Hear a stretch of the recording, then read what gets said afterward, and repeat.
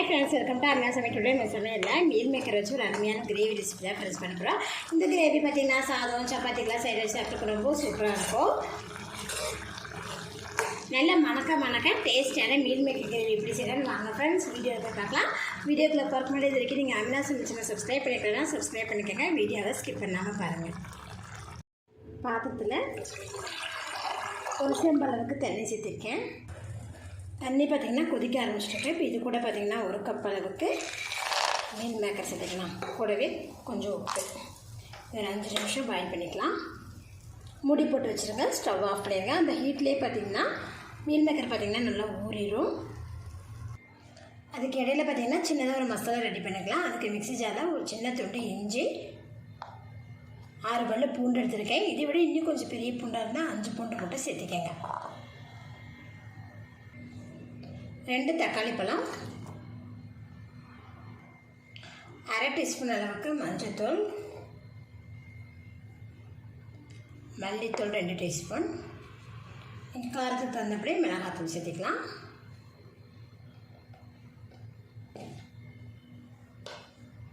இது நல்லா பேஸ்ட்டாக அரைச்சி எடுத்துக்குவோம். இந்த அளவுக்கு நல்லா பேஸ்ட்டாக அரைச்சி எடுத்துட்டேன். கடாய் சூடாமல் இதில் தேவையான அளவுக்கு எண்ணெய் சேர்த்துருங்க.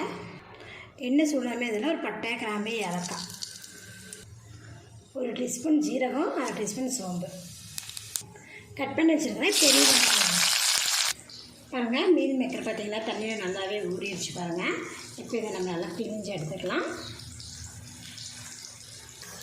வெங்காயம் பாருங்கள் நல்லா வதங்கியிருக்கு. இப்போ இது கூட பார்த்திங்கன்னா நம்ம எடுத்து வச்சுருக்கேன் மீல் மேக்கர் வச்சுக்கலாம். இதை வதக்கி விட்டுருவோம். லேசாக வதக்கினதுக்கப்புறம் நம்ம அரைச்சி வச்சுருக்கிற மசாலாவை இதில் ஆட் பண்ணிடலாம்.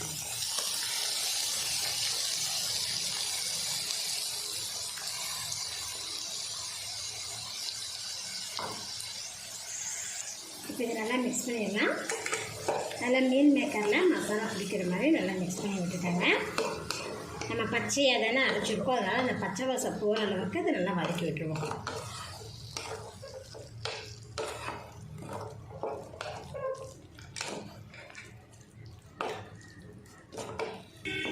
பச்சை வாசம் போகிற அளவுக்கு பார்த்திங்கன்னா நல்லா வதக்கி விட்டுட்டேன்.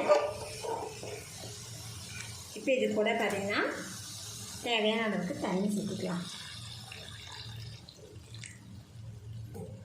கூடவே தேவையான அளவுக்கு உப்பு சேர்த்துக்கங்க. சேர்த்துட்டு இதை நல்லா கலந்து விட்டுருங்க. கலந்து விட்டுட்டு மீடியம் ஃப்ளேமில் இது கொஞ்சம் நேரம் நம்ம குக் பண்ணி விட்டுருலாம்.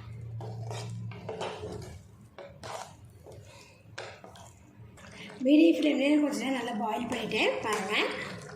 மீல் மேக்கர் கிரேவி பார்த்திங்கன்னா நல்லாவே ரெடி ஆகிடுச்சு பாருங்கள். எண்ணெயில் தெரிஞ்ச ஓரத்தில் வந்துருக்க பாருங்கள். அது இல்லாமல் மீல் மேக்கரில் பார்த்திங்கன்னா நல்ல மசாலாலாம் பிடிச்சிருக்கு. அந்த மசாலாவோட பச்சை வாசமும் நல்லா போயிடுச்சு. இப்போ இது கூட பார்த்திங்கன்னா நம்ம பொடியை நறுக்கி வச்சுக்கிற கொத்தமல்லி தழையை மட்டும் ஆட் பண்ணிடலாம். சுவையான மீல் மேக்கர் கிரேவி ரெடி ஆகிடுச்சு ஃப்ரெண்ட்ஸ். இந்த டைப்பில் நீங்கள் செஞ்சு பாருங்கள். என்னோடய வீடியோ உங்களுக்கு பிடிச்சினா லைக் பண்ணுங்கள். மறக்காம ஆன்லைன் செஞ்சுன்னா சப்ஸ்கிரைப் பண்ணிக்கோங்க. நன்றி.